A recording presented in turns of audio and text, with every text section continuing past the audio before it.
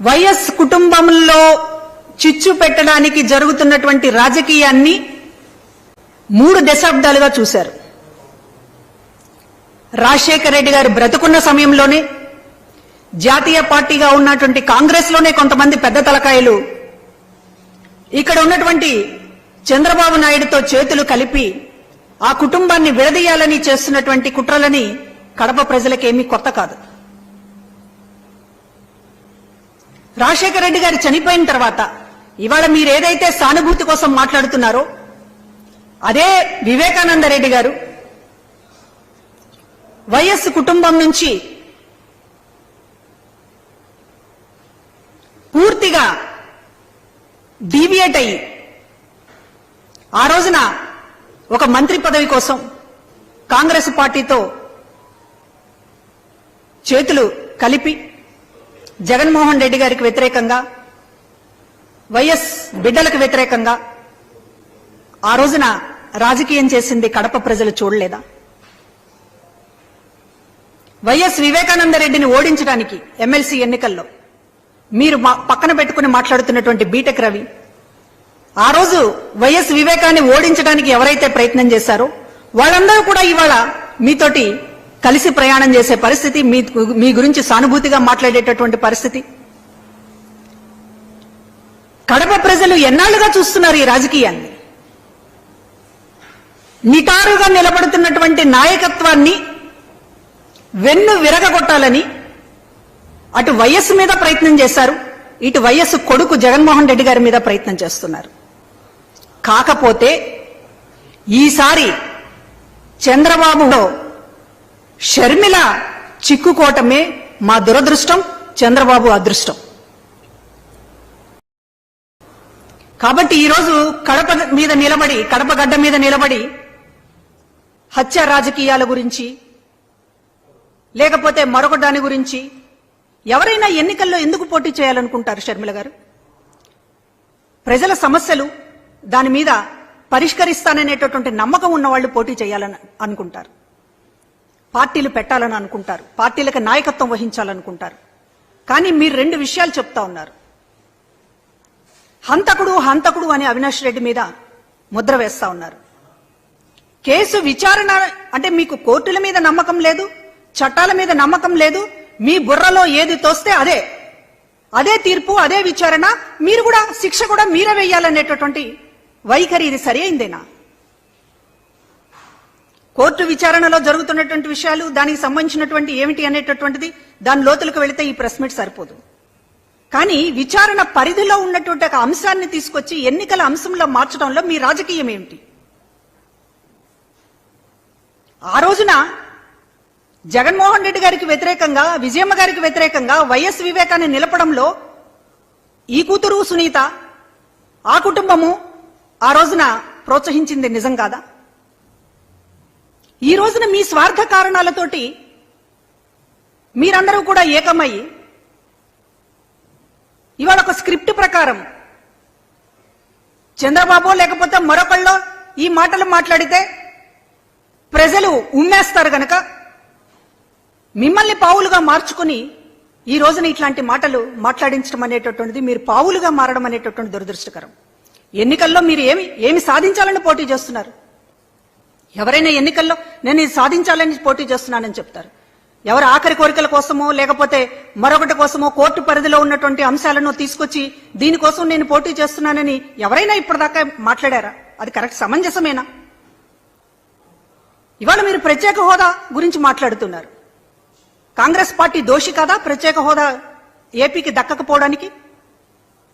విభజన చట్టంలో ప్రత్యేక హోదా పెట్టకుండా అసలు రాష్ట్రాన్ని విభజించడమే చాలా అన్యాయంగా, అంటే ఒక రాష్ట్రం గాలికి పోతే పోయింది, రాజకీయంగా తనకు ప్రయోజనాలు దక్కితే చాలని ఆ రోజు కాంగ్రెస్ పార్టీ భావించింది నిజం కాదా? ఆంధ్రప్రదేశ్ మీద ఒక కక్ష గట్టి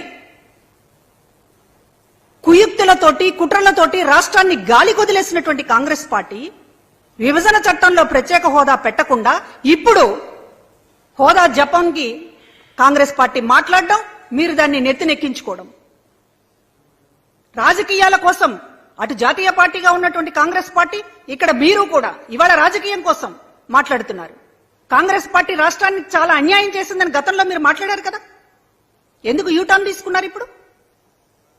దాని గురించి మీరు మాట్లాడరు. ఆ పబ్లిక్ లోకి వస్తే ఆ విషయాలు మాట్లాడరు. మీరు ఎన్ని విషయాల మీద యూటర్న్ తీసుకున్నారో దాని గురించి మాట్లాడరు. మీరు ప్రజలకు సంజాయిషి చెప్పాల్సినటువంటి చాలా ఉన్నాయి షర్మిల గారు.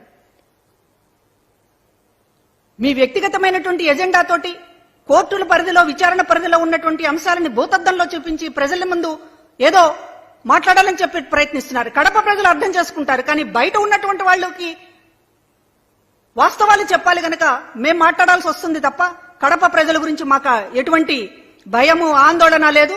వాళ్ళు ఇట్లాంటి కుట్రల్ని ఎన్నో చూశారు. కాకపోతే స్వయంగా షర్మిల గారు కూడా ఈ కుట్రల్లో భాగం కావడం, పావుగా మారడం అనేటటువంటిది ప్రజలు జాలి పడుతున్నారు. కానీ ప్రజల ముందు పదే పదే మాట్లాడుతున్నారు కనుక కొన్ని విషయాలు మీరు సంజాయిషి చెప్పాల్సినటువంటి విషయాలు ఉన్నాయి. ఎప్పుడు దాడి చేయడం కాదు, ఎదురు దాడి చేయడం కాదు మీరు చేయాల్సింది. ప్రజల ముందు సంజాయిషి చెప్పాల్సినటువంటి కొన్ని విషయాలు ఉన్నాయి. అసలు తెలంగాణలో మీరు పార్టీ ఎందుకు పెట్టారు, ఎందుకు ఎత్తేసుకున్నారు? తెలంగాణలో పార్టీ పెట్టినప్పుడు మీరేం మాట్లాడారు? తెలంగాణనే నా గడ్డ అన్నారు. అవసరమైతే ఆంధ్రప్రదేశ్కు వ్యతిరేకంగా కూడా నీటి విషయంలో కొట్లాడతానని అన్నారు. తెలంగాణ ప్రజల కోసం, తెలంగాణ రాష్ట్రం కోసం ఆంధ్రప్రదేశ్ ప్రజలని కూడా పట్టించుకోను, ఆంధ్రప్రదేశ్కు నష్టం జరిగినా సరే తెలంగాణ కోసం ప్రాణమిస్తానని చెప్పి మాట్లాడారు. అక్కడ పార్టీ పెట్టారు, అక్కడ కార్యకర్తల్ని, నాయకుల్ని నిండా ముంచారు. ఉన్న పళంగా కాంగ్రెస్ పార్టీలో విలీనం చేశారు. కనీసం కాంగ్రెస్ పార్టీ మిమ్మల్ని చుట్టపు చూపుగానైనా ఎన్నికల ప్రచారంలో పాల్గొనని అడగలేదు. మీ దగ్గరకు వచ్చి ఒక కనీసం మీ సహకారం కోరలేదు. పోనీ ఎన్నికల్లో గెలిచిన తర్వాత మీరు చెప్పుకుంటున్నారు నా వల్ల గెలిచింది, నా వల్ల గెలిచిందని, కనీసం ఒక థ్యాంక్స్ అనేటటువంటి ప్రకటన కూడా కాంగ్రెస్ పార్టీలో లేదు. ఇంత అవమానకరంగా, చిన్న చూపుగా వ్యవహరించినా కూడా మీరు కాంగ్రెస్ పార్టీని విలీనం చేశారు. సడన్ గా ఆంధ్రప్రదేశ్లోకి ల్యాండ్ అయ్యారు. ఇక్కడ పార్టీ పెట్టారు, ఇక్కడ కాంగ్రెస్ పార్టీకి అధ్యక్షురాలయ్యారు. ఇవాళ తెలుగు ఆంధ్ర గడ్డ గురించి ఈ రోజు మాట్లాడుతున్నారు, కడప బిడ్డ అంటూ మాట్లాడుతున్నారు. ఆ రోజు ఎందుకు మీరు ఆంధ్రప్రదేశ్ ప్రజలకు వ్యతిరేకంగా నిలబడాలని ఆ రోజు ఎందుకు అనుకున్నారు? ఈ రోజు లేదు లేదు అదంతా తూచి రాజకీయాల్లో ఇంతగా చంద్రబాబుని ఇప్పటిదాకా చూసాం మేము ఊసరవెల్లిగా. ఏ విషయానైనా అని యూటర్న్ తీసుకుంటారు, మోడీ గారిని తిడతాడు, మళ్ళీ మోడీ గారిని చంకనెత్తించుకుంటాడు. ఇవన్నీ కూడా చంద్రబాబుని ఇప్పటిదాకా మాకు తెలిసినటువంటి రాజకీయం, ఊసరవెల్లి రాజకీయం. కానీ ఇవాళ మీరు చేస్తున్నది ఏంటి? ఇన్ని యూటర్న్లు మీకు అప్పుడే ఏం అవసరం అవుతున్నాయి, ఎందుకు అవసరం అవుతున్నాయి? ప్రజల ముందు దీనికి వివరణ ఇవ్వాలి కదా. ఒక సభలో అన్న దీనికి వివరణ మాట్లాడకుండా హత్య రాజకీయాలు, లేకపోతే వ్యక్తిగతమైనటువంటి మీ బాధలు ఇవి చెప్పుకుంటున్నారు. సరే, మీరు చేసినటువంటి రాజకీయానికి సంజాయిషి, కనీసం వివరణ ప్రజల ముందు ఇవ్వాల్సినటువంటి బాధ్యత మీకు ఎప్పుడూ అనిపించడం లేదా? 4 మాటలు ఎదురుదాడిగా మాట్లాడేయడం, జగన్ గారి మీద ఉన్నటువంటి కోపము, లేకపోతే రాజకీయంగా ఏమీ దక్కలేదనేటటువంటి బాధ వ్యక్తం చేస్తున్నారు పదే పదే. కానీ మీరు యూటర్న్లు తీసుకోవడం వెనుక ఏంటి రీజన్? కాంగ్రెస్ పార్టీని ఆ రోజు మీరు తిట్టారు. కాంగ్రెస్ పార్టీ రాష్ట్రానికి అన్యాయం చేసిందన్నారు. ఇప్పుడు న్యాయం చేసింది అనేటటువంటిది మీరు ఎందుకు భావించాల్సి వస్తుంది? ప్రత్యేక హోదా ఇవ్వకపోవడానికి కారణం మెయిన్ విలన్ కాంగ్రెస్ పార్టీని అని ఆ రోజు మీరు మాట్లాడారు.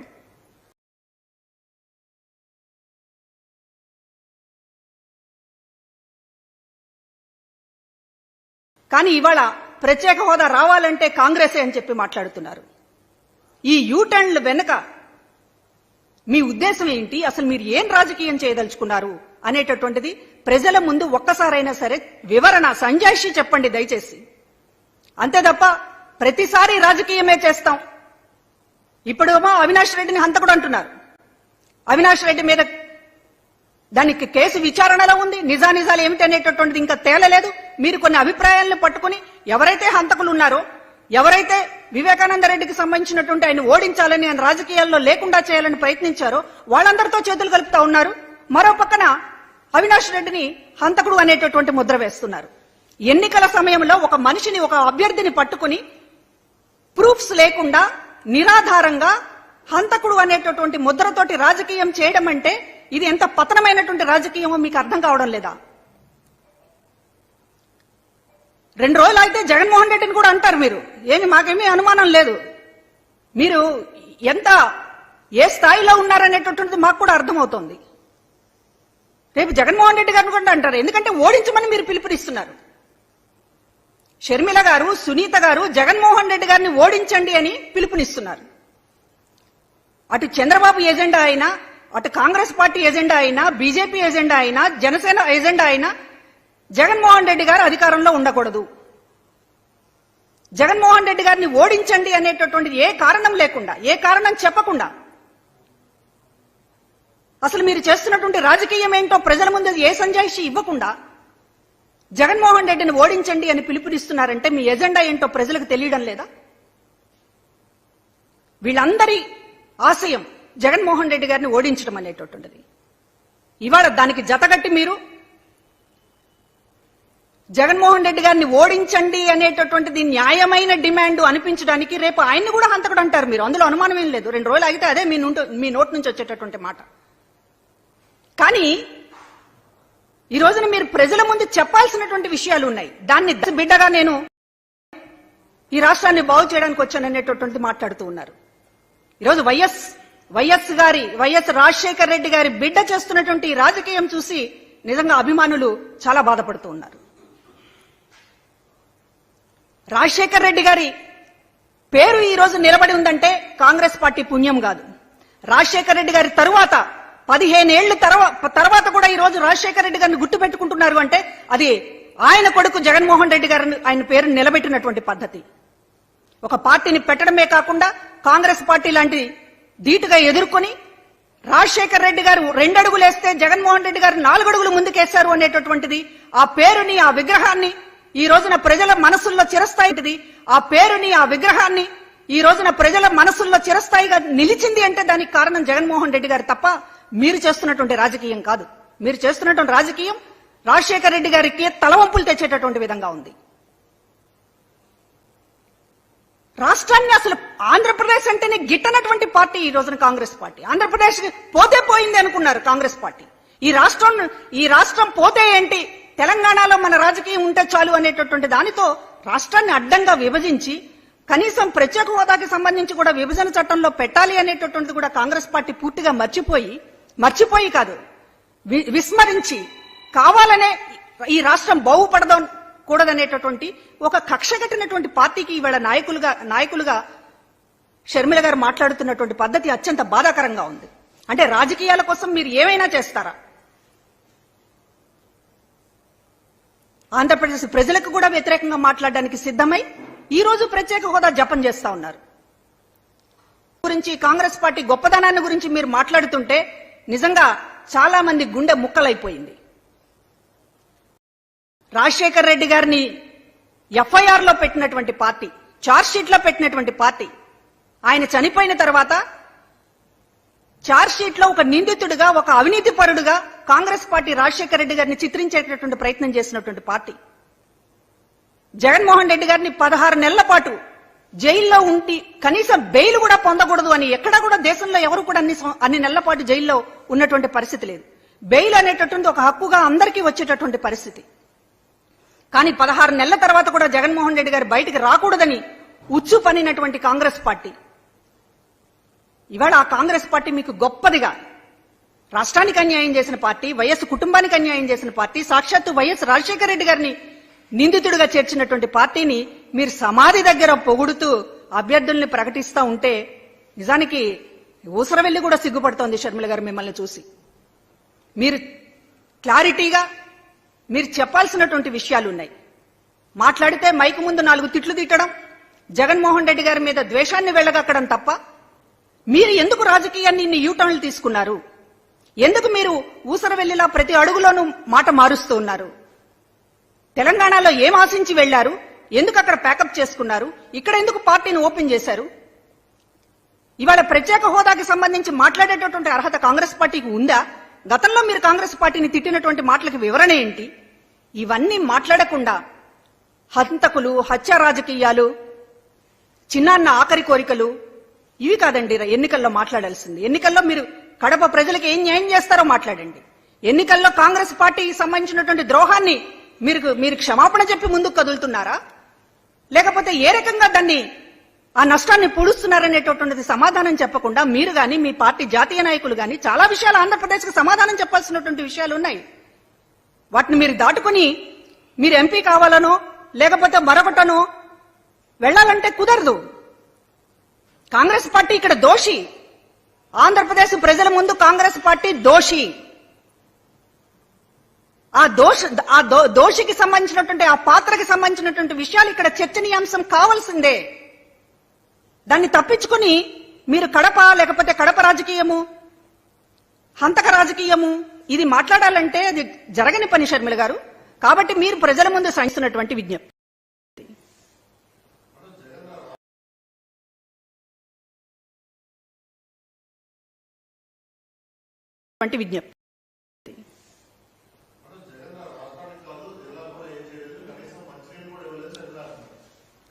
కడప ప్రజలకి ఎవరు ఏం చేశారో తెలుసు.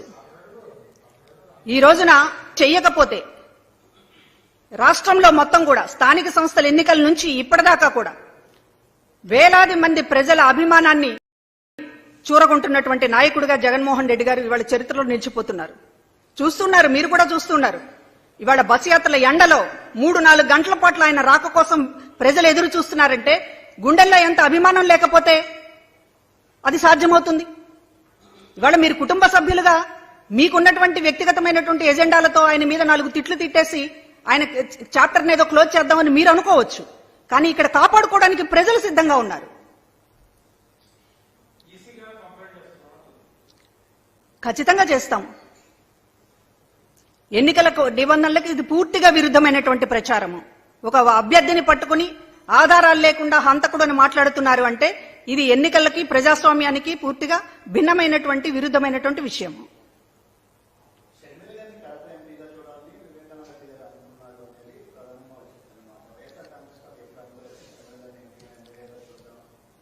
ఇప్పుడు ఆవిడే షర్మిల గారు ఒక ఇంటర్వ్యూలో గతంలో చెప్పారు, వైఎస్ రాజశేఖర రెడ్డి గారికి నాన్నకి నేను రాజకీయాల్లోకి రావడం ఇష్టం లేదు, రాజకీయాలకు నన్ను దూరంగా ఉంచాలని నాన్న కోరుకునేవారు అని. నాన్న రాజకీయాలకి దూరంగా ఉండాలని రాజశేఖర రెడ్డి గారు కోరుకున్నారు, చిన్నాన్నేమో ఈవిడ ఎంపీ కావాలని కోరుకున్నారు. ఇంత విరుద్ధమైనటువంటి కోరికలు అంటే నాన్నని గౌరవిస్తారా, చిన్నాన్నని గౌరవిస్తారా? ఏంటి రాజకీయం?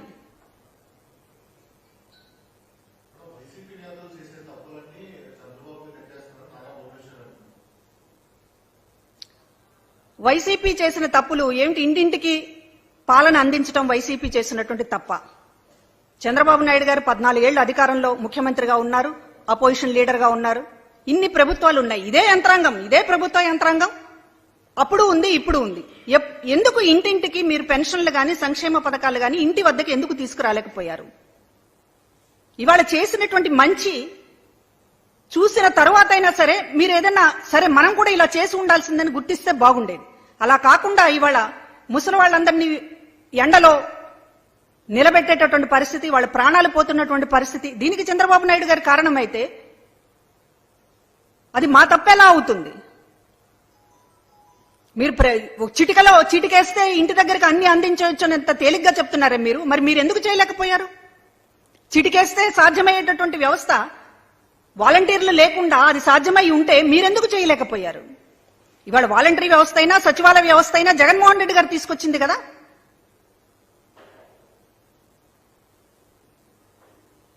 ఇంకా